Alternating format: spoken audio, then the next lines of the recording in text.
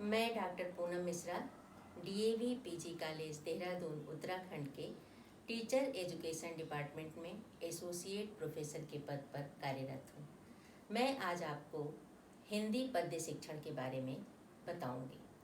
हिंदी पद्य शिक्षण को कविता शिक्षण और काव्य शिक्षण भी कहा जाता है। पद्य के माध्यम से कवि अपने भावनाओं की अभिव्यक्ति करता है और कविता में भावना, कल्पना और बुद्धि का समावेश होता है। कविता का शाब्दिक अर्थ है कवि की कृति, कवि की रचना या काव्यात्मक कृति जो छंदों या श्रृंखलाओं में विधिवत बांधी जाती है। काव्य मनुष्य को उस धरातल पर ले जाता है जहाँ पर वह स्व और पर की अनुभूति से अलग केवल मनुष्यता का अनुभव करता है। कविता के मनुष्य के हृदय को प्रभावित करती है और कविता उत्कृष्ट और अलौकिक रूपों का दर्शन कराती है। अब मैं आपको कविता के स्वरूपों के बारे में बताऊंगी। कविता के दो स्वरूप होते हैं, आंतरिक स्वरूप और बाह्य स्वरूप। आंतरिक स्वरूप में सबसे पहले कवि इसमें रस, अलंकार, छंद, चित्रात्मक भाषा आदि आती है और इसमें अनुभूति की तीव्रता होती है। जैसे कवि संवेदनशील होता है और कवि की इस संवेदनशीलता को हम उनकी रचनाओं में देखते हैं। जैसा कि आदि कवि वाल्मीकि के मुख से निकले हुए ये प्रथम श्लोक आदि श्लोक माने जाते हैं, आदि कविता के रूप माने जाते हैं। माँ निषाद प्रतिष्ठा त्वम गमः शाश्वती स्वमा यत क्रौंच मिथुना देख बधी काम मोहितम। इसी तरह से प्रेम से पीड़ित हृदय से कविता एक आह की तरह निकलती है और इसमें जैसे सुमित्रा नंदन पंत जी ने भी कहा है कि वियोगी होगा पहला कवि, आह से उपजा होगा ज्ञान, निकल कर आँखों से चुपचाप वही होगी कविता अनजान। तो इस तरह से कविता में अनुभूति तत्व होता है, कविता में कल्पनाशीलता होती है, कविता में व्यापकता होती है और ये सारी चीज़ें कविता को अधिक उत्कृष्ट बनाती हैं। कविता के बाह्य स्वरूप में उसकी कल्पनाशीलता आती है। कल्पनाशीलता अर्थात कहा जाता है कि सूर्य जो है वो पृथ्वी के चारों ओर उनका सर्वस्व वो भ्रमण करते रहते हैं, लेकिन कवि की जो कल्पनाशीलता है वो कहा जाता है कि वो सूर्य से भी अधिक जगहों पर भ्रमण कर सकता है। हमारा मन 1 मिनट के अंतराल में ही कहाँ से कहाँ पहुँच जाता है। तो कहा जाता है कि जहाँ न पहुँचे रवि वहाँ पहुँचे कवि। इसी तरह से कवि जो है वो कवि और कल्पनाशीलता का जो क्षेत्र होता है वो अत्यंत व्यापक होता है और उसमें उपमा अलंकार, उत्प्रेक्षा अलंकार, श्लेष अलंकार, रस और छंद ये सारी चीज़ें इसमें आबद्ध होती हैं। अब मैं बात करती हूँ आपके समक्ष कविता की परिभाषा का। कविता की जो परिभाषा है ये कवि विश्वनाथ कविराज ने कहा है, वाक्यम रसात्मक काव्यम, अर्थात रसयुक्त वाक्य ही कविता है। शंभुनाथ के अनुसार मैं कविता को हृदय की बात हृदय तक पहुंचाने का माध्यम तथा साधन समझता हूँ। अर्थात कविता जो है हमारे हृदय पक्ष को ज़्यादा प्रभावित करती है और हम अपने हृदय की बात दूसरों के हृदय तक पहुंचाने में जब सफल होते हैं, जब अच्छी कविता उत्कृष्ट रूप में दूसरों के सम्मुख रखी जाती है। तीसरी परिभाषा जयशंकर प्रसाद की है, जिसमें आत्मा की उन्होंने बताया है कि आत्मा की संकल्पनात्मक अनुभूति काव्य है। अर्थात वो कविता जो हमें आत्मा के दर्शन कराए, वो कविता जो हमारे संकल्पों को दूसरों तक पहुंचाने में मदद करे, उसे हम काव्य कहते हैं। कविता शिक्षण के उद्देश्य। कविता शिक्षण से भावात्मक और ज्ञानात्मक पक्षों का विकास होता है। कविता शिक्षण से सौंदर्य अनुभूति का विकास होता है। कविता शिक्षण से रसानुभूति होती है और रस के बिना तो कहते हैं कि कविता कहलाने का अधिकार ही नहीं है। जो भरा नहीं है भावों से, जिसमें बहती रसधार नहीं, वो हृदय नहीं है पत्थर है, जिसमें स्वदेश का प्यार नहीं। कविता शिक्षण से राष्ट्रीयता और देश प्रेम की भावना का विकास होता है। जैसा कि एक कविता भी है कि चाह, माखनलाल चतुर्वेदी जी की कविता, कि चाह नहीं मैं सुरबाला के गहनों में गूथा जाऊं, चाह नहीं प्रेमी माला में बिध प्यारी को ललचाऊं, मुझे तोड़ लेना बनमाली उस पथ पर देना तुम फेंक, मातृभूमि पर शीश चढ़ाने जिस पथ जाएं वीर अनेक। कविता से भाषा का शुद्ध और स्पष्ट उच्चारण, उचित गति, यति, लय तथा भाव के अनुसार होता है। कविता का सस्वर वाचन कराना उद्देश्य माना जाता है। कविता में निहित भाव, अनुभूतियाँ और कल्पनाओं को समझना, उनको ग्रहण करना और उनका रसास्वादन करना मुख्य उद्देश्य होता है। कविता में निहित मूल्यों और आदर्शों के शिक्षण द्वारा छात्रों में सद्वृत्तियों का विकास करना। जैसे गोस्वामी तुलसीदास जी ने रामचरितमानस में उदाहरण दिया है रामचंद्र जी का कि प्रातः काल उठ के रघुनाथा, मात पिता गुरु नाम ही माथा। तो इसमें अच्छे आचरण की, अच्छे चरित्र की है कि अपने से बड़े माता पिता और गुरुजनों को प्रातः काल उठकर उनका अभिवादन करना चाहिए। और इसी तरह से अभिवादनशीलस्य नृत्य वृद्धोपसेविनः तस्य चत्वारि वर्धन्ते आयुर्विद्या यशोबलम। संस्कृत में भी कहा गया है कि जो लोग अपने से बड़ों का अभिवादन करते हैं प्रातः काल उठ के, उनकी आयु, विद्या, यश और बल, ये चारों चीजें बढ़ती हैं। तो इस तरह से कविता के माध्यम से हम विद्यार्थियों में अच्छे आचरण और अच्छे चरित्र की शिक्षा भी उन्हें प्रदान करते हैं। इसके बाद मैं आपको बताने जा रही हूँ कि शिक्षण स्तरों की दृष्टि से कविता के पक्ष। विभिन्न स्तरों में शिक्षण के 3 पक्ष होते हैं, 3 प्रकार होते हैं। जैसे प्राथमिक अवस्था, माध्यमिक अवस्था और उच्चतर माध्यमिक अवस्था। अब प्राथमिक अवस्था में जो गीत होते हैं वो बाल गीत होते हैं, छंदोबद्ध वाले पद्य होते हैं, बाल्य जीवन से संबंधित पद्य होते हैं, प्राकृतिक सौंदर्य से संबंधित पद्य होते हैं, फूल, वन, बाग, जीव जंतु, सरिता, पर्वत आदि के पद्य होते हैं। और इस समय जो कविताएं होती हैं वो बच्चों को काफ़ी आकर्षित करती हैं। जैसे चंदा मामा नील गगन में जब देखो हंसते रहते हैं, चंदा मामा की कविताएं। इसी तरह से माँ अपने बच्चे को लोरी गाकर सुनाती है, उठो लाल अब आंखें खोलो, पानी लाई हूँ मुँह धो लो, बीती रात कमल दल झूले, उनके ऊपर भंवरे झूले, चिड़िया चहक रही खेतों में, बहने लगी हवा आज सुंदर, मेरे प्यारे अब मत सो, ऐसा सुंदर समय न खो। इसी तरह से बसंत के ऊपर स्वागत है ऋतुराज तुम्हारा, स्वागत है ऋतुराज, खेत खेत में हरियाली है, फूल फूल में मधु की प्याली।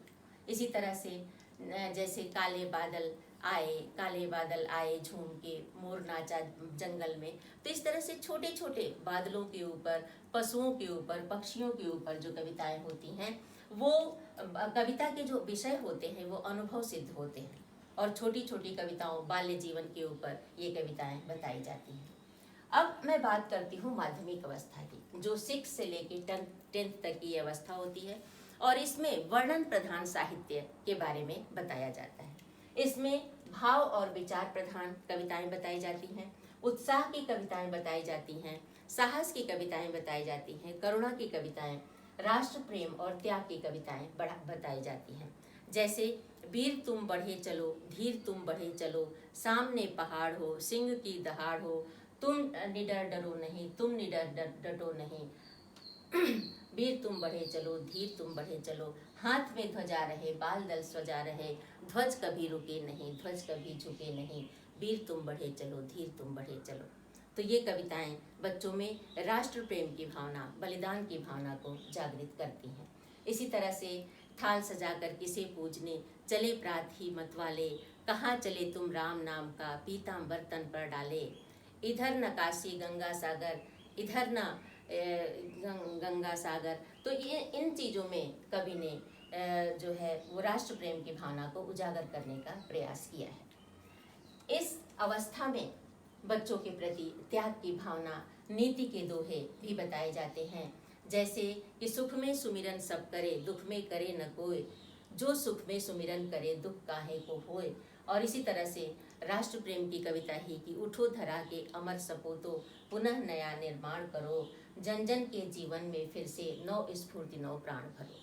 तो ये कविताएं विद्यार्थियों को उत्साह भरती हैं, उसमें साहस का संचार करती हैं, विचार प्रधान होती हैं, राष्ट्र प्रेम की भावना से उत्प्रेरित होती हैं और इसी तरह से उनमें सद्वृत्तियों का भी विकास करती हैं।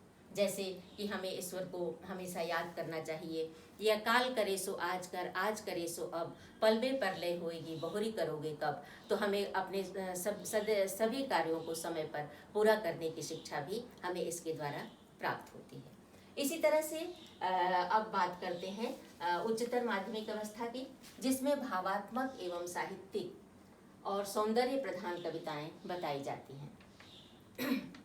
इसमें नाद और ध्वनि का सौंदर्य बताया जाता है, इसमें अभिव्यक्ति का सौंदर्य व्यक्त करने की कोशिश की जाती है, विचार सौंदर्य और ध्वनि शैली का सौंदर्य बताया जाता है। इस प्रकार की जो मतलब ये जो एज होती है, इसमें बच्चे काफ़ी साहित्य के बारे में जानकारी प्राप्त कर लेते हैं। तो इस अवस्था में उनको साहित्य की पूरी जानकारी प्रदान करनी चाहिए, और चाहे वो अलंकार युक्त भाषा हो या शैली का ज्ञान कराना हो, अलंकारों का ज्ञान कराना हो, सद्वृत्तियों का विकास करना हो, और अभिव्यक्ति का सौंदर्य बताना हो, विचारों का सौंदर्य बताना हो, तो इस अवस्था में वो सभी कुछ बच्चों को देना चाहिए।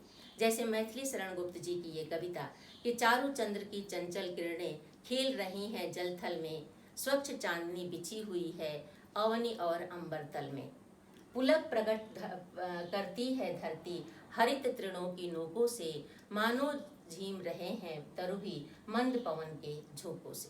तो इस तरह से ये मैथिली शरण गुप्त की कविता में अनुप्रास अलंकार का वर्णन है, और इसको उदाहरण के तौर पर भी हम लोग बताते हैं बच्चों को।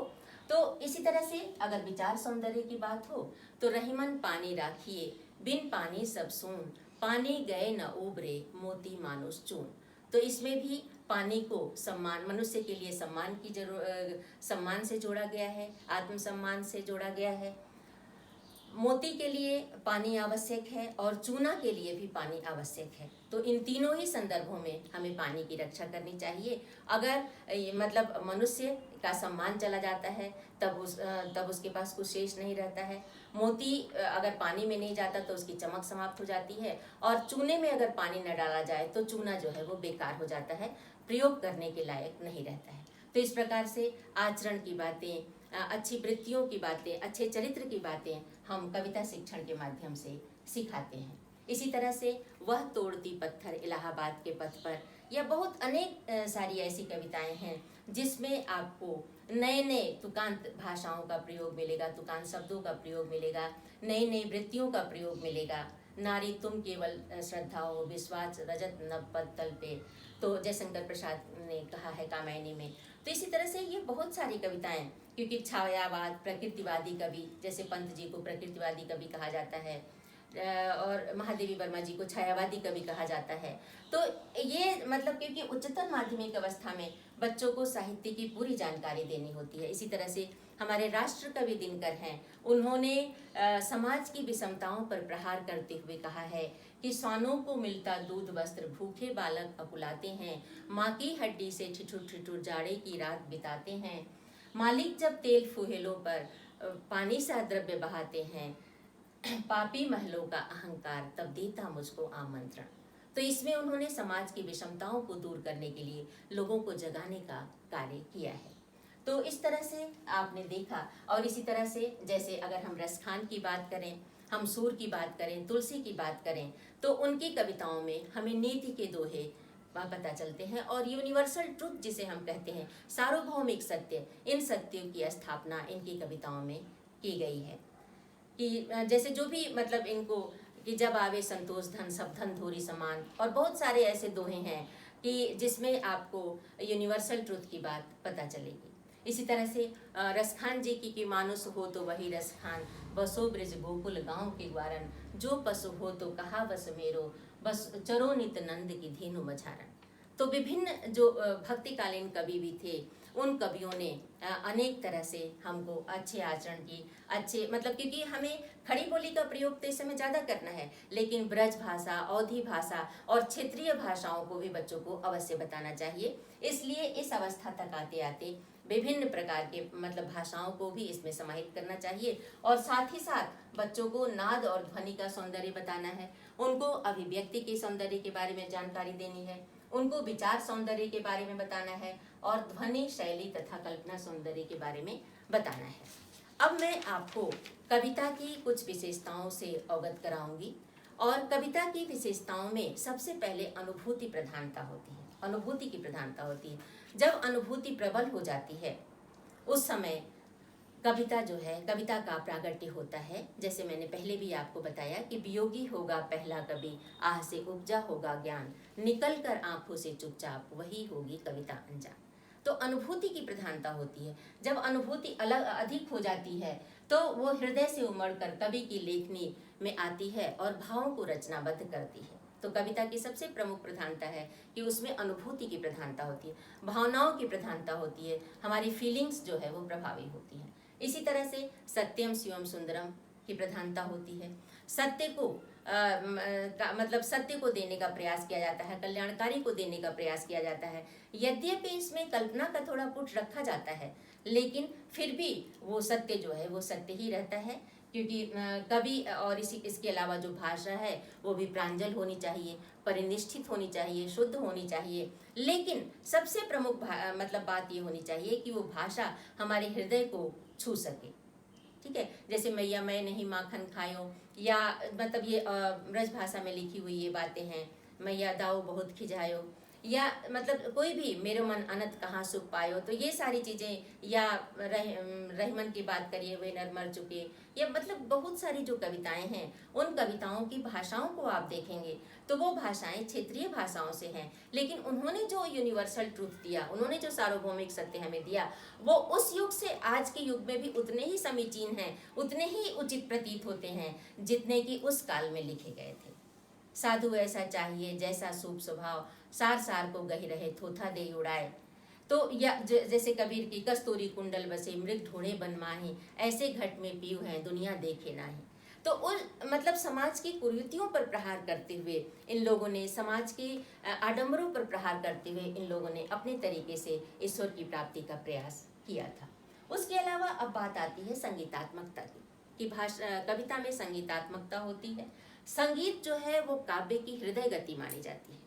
अगर काव्य में, कविता में संगीत ना हो तो वो प्रभावी नहीं माना जाता है। इसी तरह से कविता में रसानुभूति होती है, और कविता को कहा जाता है, रसानुभूति को कहा जाता है कि वो रस जो है वो काव्य की आत्मा है। अगर रस नहीं है, जैसे पहले मैंने आपको बताया कि ये जो परिभाषा वाक्यम रसात्मक काव्यम, यदि रस नहीं है तो वो कविता नहीं कही जा सकती है। इसी तरह से काव्य सौंदर्य का बोध कराना, बच्चों को नाद सौंदर्य का बोध कराना, बच्चों को भाव सौंदर्य का बोध कराना, बच्चों को विचार सौंदर्य का बोध कराना, ये सारी बातें, जैसे प्रातःकाल उठ के रघुनाथा, मात पिता गुरु नाम ही माथा, और इसी तरह से ईश्वर अंश जीव अविनाशी, मंगल भवन मंगलहारी, द्रवों सुदशरथ अजर बिहारी। तो ये सारी बातें ये नाद सौंदर्य में, भाव सौंदर्य में और विचार सौंदर्य में ये जो है वो बच्चों को बताई जाती हैं, और ये कविता की प्रमुख विशेषताएं होती हैं। इस तरह से मैंने आज आपको कविता शिक्षण के बारे में बताया, उसकी परिभाषा बताई और उद्देश्यों के बारे में बताया, उसकी विशेषताएं बताई, उसकी परिभाषा बताई, और विभिन्न स्तरों में हिंदी शिक्षण के क्या उद्देश्य हैं इसके बारे में मैंने आपको प्रकाश डाला। अगले वीडियो में मैं आपको हिंदी शिक्षण विधियों के बारे में बताऊंगी। धन्यवाद।